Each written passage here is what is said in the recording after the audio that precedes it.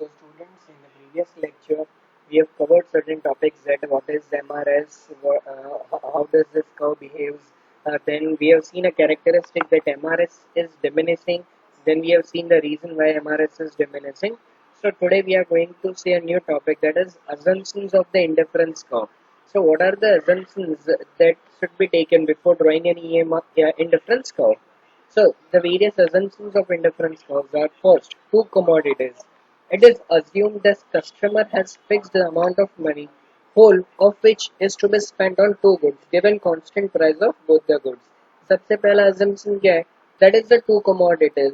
ऐसा assume किया गया है कि कंज्यूमर अपनी पूरी इनकम को सिर्फ दो कमोडिटी के पीछे ही स्पेंड कर रहा है, वो दो कमोडिटी से ज्यादा परचेज नहीं कर रहा है. So that is the first assumption. और दूसरा, उन दोनों कमोडिटी की प्राइस कांस्टेंट है, कि वो प्राइस बढ़ भी नहीं रही और कम भी नहीं हो रही है. First. Second, not steady. It is assumed that customer has not reached the point of saturation. Consumer always prefer more of both commodities.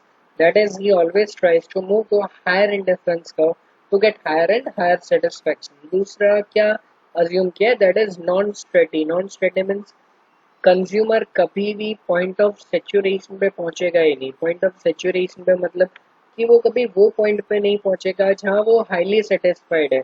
एक बार वो हाईली सेटिस्फाइड हो गया, फिर उसकी वापस कंज्यूमर की इच्छा है कि और सेटिस्फाइड होना है, तो वो और कंज्यूम करेगा. फिर कंज्यूम किया और सेटिस्फाइड हो गया, then too he is not highly satisfied, वापस वो और सेटिस्फेक्शन के लिए और कंज्यूम कर रहा है.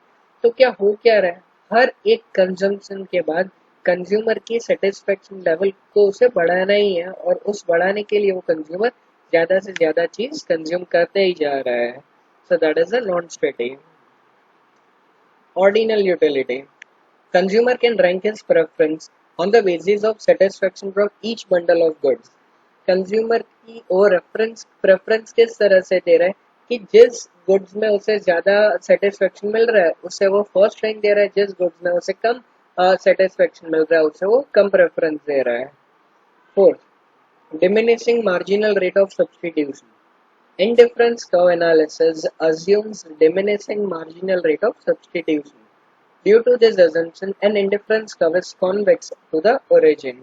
Diminishing marginal rate of substitution हम लोगों ने प्रीवियस लेक्चर में ही बात की है कि मार्जिनल रेट ऑफ सब्स्टिट्यूशन मतलब क्या, कि भाई एक चीज के लिए मैं दूसरी कितनी चीज सेक्रीफाइस करने के लिए रेडी हूँ. That is marginal rate of substitution. कि एक एप्पल के लिए मैं दो बनाना सेक्रीफाइस करने के लिए रेडी हूँ. So two banana is the marginal rate of substitution for one apple. कि एक एप्पल के लिए वो दो बनाना सेक्रीफाइस करने के लिए रेडी है. सो व्हाट इज हैपनिंग, वो भी कंटिन्यूसली कम हो रहा है. कि पहली बार वो पर्सन होगा, वो कंज्यूमर एक एप्पल के लिए 5 बनाना सेक्रीफाइस करने के लिए रेडी होगा. फिर दूसरी बार वो एक एप्पल के लिए 5 नहीं, उससे कम करने के लिए रेडी रहेगा. क्यों?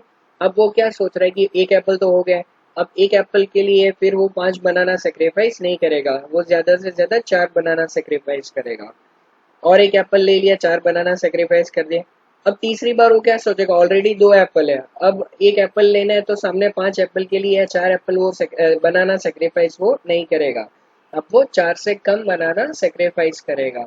तो क्या हो रहा है, हर एक एप्पल जैसे जैसे बढ़ रहा है उसके पास, सामने वो सेक्रीफाइस लेवल भी उसका कम हो रहा है. वो उतना सेक्रीफाइस करने के लिए रेडी नहीं है. पहले जब वही एप्पल के लिए जब वो 5 बनाना सेक्रीफाइस कर रहा था, प्रोबेबली एक ऐसा टाइम आ जाएगा कि वही एप्पल के लिए वो अब 2 या 1 बनाना ही सेक्रीफाइस कर रहे हैं. तो what is happening, marginal rate of substitution वो कम हो रहा है, कम continuous. Fifth, rational consumer. A consumer is assumed to behave in a rational manner, that is, he aims to maximize his total satisfaction. एक कंज्यूमर ऐसा assume किया है कि वो रैशनल मैनर में बिहेव कर रहा है. रैशनल मैनर में बिहेव करना मतलब कि वो सही में एक ऐसा कंज्यूमर है जिसे उसकी सेटिस्फेक्शन लेवल मैक्सिमाइज करनी है. वो अपना पैसा बिगाड़ नहीं रहा है. कई बार कई सारे ऐसे कस्टमर्स रहते हैं जिन्हें सेटिस्फेक्शन से ज्यादा वो पैसा स्पेंड करने में ही मानते. ही इवन डजंट नो कि भाई उससे उसकी सेटिस्फेक्शन बढ़ रही है या नहीं बढ़ रही है, बस स्पेंड करता ही जा रहा है. ऐसा consumer that is an irrational consumer. उसे क्या कहेंगे हम लोग, इरेशनल कंज्यूमर कहेंगे. क्यों? क्योंकि वो कंज्यूमर स्पेंड तो कर रहा है बट सामने उसके सेटिस्फेक्शन लेवल बढ़ रही है या नहीं बढ़ रही है उसे वो खुद पता नहीं है। So that should not be considered during the study के टाइम ऐसे कस्टमर्स को हमें प्रेफर नहीं करना है। हमें हमेशा ऐसे कंज्यूमर को प्रेफर करना है जो रैशनल मैनर में खर्चा कर रहा है। कि रैशनल मैनर में खर्चा मतलब क्या, कि जो भी खर्चा कर रहा है उससे उसके सेटिस्फेक्शन बढ़ रही है। So these were the assumptions. Now there are certain properties of indifference curve. Indifference curve are always convex to the origin, as we have seen this concept convex concave कि concave किसे कहते हैं convex किसे कहते हैं। Indifference curve are always convex. Please make sure कि आपको पता हो, नहीं पता तो let me show you कि convex curve किस तरह से दिखता है। This is a convex curve. ये जो curve है वो कौन सा है, convex curve. This is convex curve. So हमेशा याद रखना कि इंडिफरेंस कर्व कैसा रहेगा, कॉन्वेक्स रहेगा ओरिजिन से। And indifference curve is a convex to origin because of diminishing MRS. क्यों कॉन्वेक्स है, क्योंकि एमआरएस डिमिनिश हो रहा है जो अभी हम लोगों ने देखा। MRS declines continuously because of the law of DMU, diminishing marginal utility. When a consumer consumes more and more of apple, his MU for apples keeps on declining and he is willing to give up less and less of bananas for each apple. जो चीज़ अभी आपको समझाई कि जैसे जैसे उसके पास Apple बढ़ते जाएंगे सामने वो बनाना सेक्रीफाइस करना भी कम कर देगा। पहले 5 बनाना सेक्रीफाइस कर रहा है, फिर 4 भी कर सकते हैं, फिर 2 भी, फिर 3 भी, फिर 2 भी, लास्ट में ऐसा भी टाइम होगा जब वो एक एप्पल के लिए सिर्फ एक बनाना को सेक्रीफाइस ही करेगा। क्यों, क्योंकि जैसे जैसे एप्पल बढ़ रहे तो अब उसको एप्पल की भी यूटिलिटी इतनी लग रही नहीं है। वो मानने के लिए रेडी नहीं है कि भाई अब एक एप्पल के लिए 5 बनाना सेक्रीफाइस करें। क्यों, क्योंकि ऑलरेडी उसके पास इतने सारे एप्पल हो गए होंगे। तो जैसे जैसे एप्पल बढ़ रहे हैं एप्पल की यूटिलिटी कम हो रही है तो सामने उतने सारे बनाना को सेक्रीफाइस नहीं करेगा and that's why rate of substitution भी कम होता जाएगा। Therefore indifference curves are convex to the origin और इसीलिए जो भी कर्व होगा वो कैसा होगा, कॉन्वेक्स होगा। It must be noted that MRS indicates the slope of indifference curve. एक खास याद रखना कि एमआरएस क्या है, वो क्या इंडिकेट करेगा, slope of indifference curve. This can be an MCQ, ये आपके लिए एमसीक्यू में पूछ सकते हैं कि MRS can be the indifference curve, slope of indifference curve. Then, indifference curve slopes downward. It implies that a consumer consumes more of one good, he must consume less of other good. Slope downward है मतलब क्या, कि inversely proportional है। जब एक consumer एक चीज का कंजम्पशन बढ़ाएगा तब सामने वही कंज्यूमर दूसरी चीज का कंजम्पशन कम करेगा। That is known as downward slope. कि अब एक इनकम से अगर वो एप्पल के पीछे खर्चा ज्यादा कर रहा है तो वो सीधी बात है वो बनाना के पीछे खर्चा कम कर पाएगा। अगर उल्टा करो, मान लेती कि वो कंज्यूमर बनाना के पीछे खर्चा ज्यादा कर रहा है तो एप्पल के पीछे वो खर्चा कम कर पाएगा। So he will have to. It happens because if a consumer decides to have more units of one good, say apple, he will have to reduce the number of units of another good, say bananas. So the total satisfaction remains same. कि यही समझाया कि भाई अगर वो Apple का consumption बढ़ा रहा है सेटिस्फेक्शन के लिए तो बनाना का कंजम्पशन उसे कम करना पड़ेगा, तभी जाके टोटल सेटिस्फेक्शन सेम रहेगा। कि भाई एक एप्पल के लिए अगर उसको सामने 10 बनानास लेने पड़ रहे हैं सेटिस्फेक्शन हाईएस्ट के लिए, तो अगर 2 एप्पल ले रहा है वो तो सामने 10 बनानास ले, उससे कम बनानास लेगा, 8 बनाना 7 बनानास लेगा सेटिस्फेक्शन लेवल मेंटेन रखने के लिए। अगर वो बनाना को भी बढ़ाएगा तो क्या होगा, सेटिस्फेक्शन लेवल सेम रहेगा नहीं।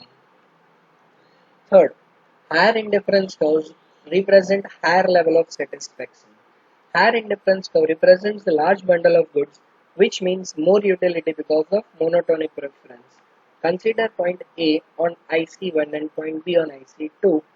At A, consumer get combination of two combination X and Y, and at B, consumer gets the combination OS-OP, OS is greater than O1, to get the more satisfaction from IC2. Now, here I can show you कि क्या है ये चीज कि figure 2.5. Let me show you.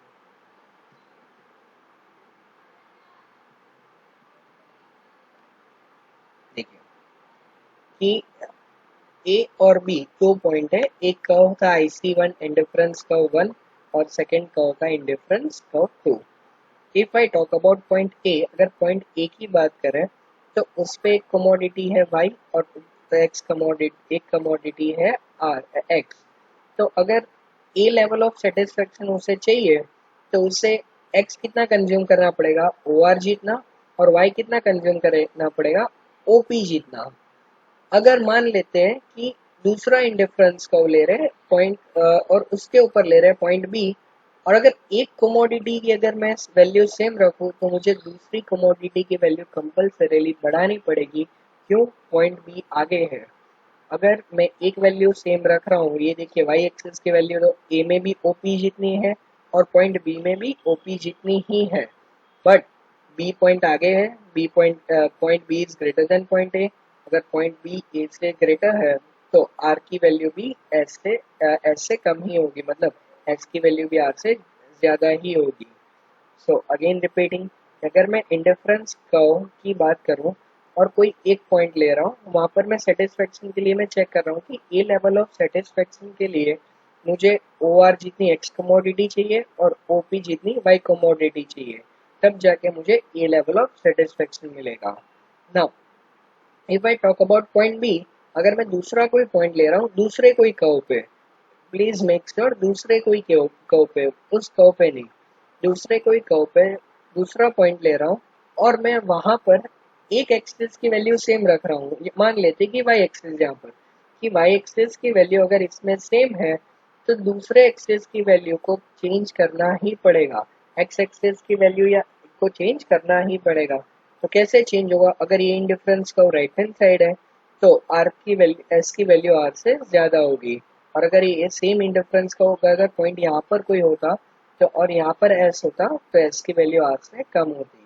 तो यहाँ पर क्या है, point B IC2 is on the right side of point A के राइट साइड है, तो सीधी बात है कि भाई एस पॉइंट बी आर के राइट साइड होगा और ओ आर की वैल्यू वो ओ एस से कम होगी, the value of O R will be lesser than value of O S.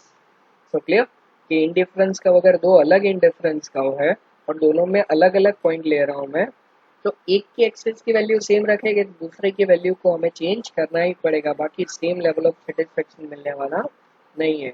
हम लोग दोनों की वैल्यू सेम रख सकते नहीं है। Indifference count never intersect each other. This is the biggest point. Please make sure कि ये characteristics आपको याद रहनी ही चाहिए। ये characteristic क्या दिखा रही है? That indifference count never intersect each other. Intersect मतलब शायद तक आपको पता ही होगा कि एक point पे जो meet करते हैं उसे intersect कहते हैं। So indifference count never ever intersect each other. वो कभी भी वो indifference का एक दूसरे को intersect नहीं करेंगे। As two indifference curves cannot represent the same level of satisfaction, they cannot intersect each other. It means only one indifference curve will pass through a given point of an indifference map. Given satisfaction from point A and from point B on IC will be the same. Similarly, point A and point C on IC2 will be the same level of satisfaction. It means point B and C should give the same level of satisfaction. However, this is not possible as B and C lies on two different indifference curve. Let me give you an example before understanding this concept. ये concept समझने से पहले कि lowers में हम लोगों ने ये बात बहुत सुनी होगी that if A is equals to B and B is equals to C, तो A is equals to C होगा। हम लोगों ने ये लोअर्स में बहुत सुना है कि अगर A की वैल्यू B जितनी है और B की वैल्यू C जितनी होगी तो A की भी वैल्यू C जितनी ही होगी। मान लेते कि A की वैल्यू 5 है तो B की वैल्यू भी क्या होगी, 5 ही होगी। अब B की वैल्यू जितनी है उतनी C की होगी, तो B की कितनी थी, 5 थी, तो C की भी कितनी होगी, 5 ही होगी। तो A भी 5 है और C भी 5 है। बस यही इसमें भी आता है कि इंडिफरेंस का कभी इंटरसेक्ट एक दूसरे को क्यों नहीं होंगे। रीजन इज कि ये जो पूरा कर्व है वहां पर सेटिस्फेक्शन लेवल सेम है। अगर मान लेते कि मान लीजिए कि ये IC2 कर्व अभी नहीं है, सिर्फ IC1 कर्व ही है, तो IC1 कर्व पे A पे जितना लेवल ऑफ सेटिस्फेक्शन है उतना ही B पे होगा। अगर if the value of level of satisfaction of A is equals to B, और एक मैं अलग कर्व ड्रॉ कर रहा हूँ जहां पर भी A भी आ रहा है वो पॉइंट और C भी आ रहा है दूसरे इंडिफरेंस कर्व पे, तो ए की जो वैल्यू होगी वो किसकी कितने जितनी होगी, सी जितनी होगी, क्योंकि वो भी एक इंडिफरेंस कर्व है। क्यों? इंडिफरेंस कर्व क्या बताता है कि पूरे कर्व में लेवल ऑफ सेटिस्फेक्शन चेंज हो रहा है नहीं। So the value of satisfaction of A is equals to B and value of satisfaction for curve IC2 A is equals to C के ई का जितना सेटिस्फेक्शन होगा उतना ही सी का होगा। क्यों? वो दोनों एक ही कर्व पे आ रहे हैं। जैसे ए C1 पे है वैसे ए C2 पे भी है। तो अगर ए की वैल्यू जितनी बी जितनी है तो ए की वैल्यू सी जितनी भी होगी। तो if A is equals to B and A is equals to C, तो B is equals to C भी होना चाहिए। जो एक कर्व देखकर पता चलता है कि बी इज इक्वल्स टू सी नहीं है, क्योंकि ये तो अलग अलग आईसी कर्व पे है। So if B is not equals to C, अगर बी सी जितना नहीं है तो ए कभी भी बी जितना या फिर ए कभी भी सी जितना एक टाइम पे हो सकता नहीं है। या तो ए बी के इक्वल्स हो सकता है या तो ए सी के इक्वल्स हो सकता है, बट दोनों को एक साथ एक जैसा सेम वैल्यू नहीं होगी। अगर दोनों की वैल्यू एक जैसी नहीं होगी इट मीन्स वो कभी एक दूसरे से इंटरसेक्ट तो नहीं कर पाएंगे। So this is the most important thing कि दो इंडिफरेंस को कभी भी इंटरसेक्ट नहीं करेंगे। प्लीज मेक श्योर क्लियर हुआ कि ए की वैल्यू बी जितनी है और ए की वैल्यू उसी टाइम पे सी जितनी भी है, तो बी की वैल्यू भी सी जितनी होनी चाहिए, जो कभी दिख रही नहीं है ग्राफ में से। अगर बी की वैल्यू सी जितनी नहीं है तो कहीं ना कहीं ए में मिस्टेक है कि भाई ए या तो बी जितना हो सकता है या ए सी जितना, बट दोनों जितना सेम नहीं हो सकता। तो अगर दोनों जितना नहीं हो सकता तो या ए है वो IC1 पे हो सकता है या ए है वो IC2 पे, बट दोनों पे नहीं हो सकता। दोनों पे नहीं हो सकता इट मीन्स कि वो दोनों को कभी इंटरसेक्ट नहीं कर सकते हैं। So I hope you have understood this concept। आपको ये concept समझ में आया होगा।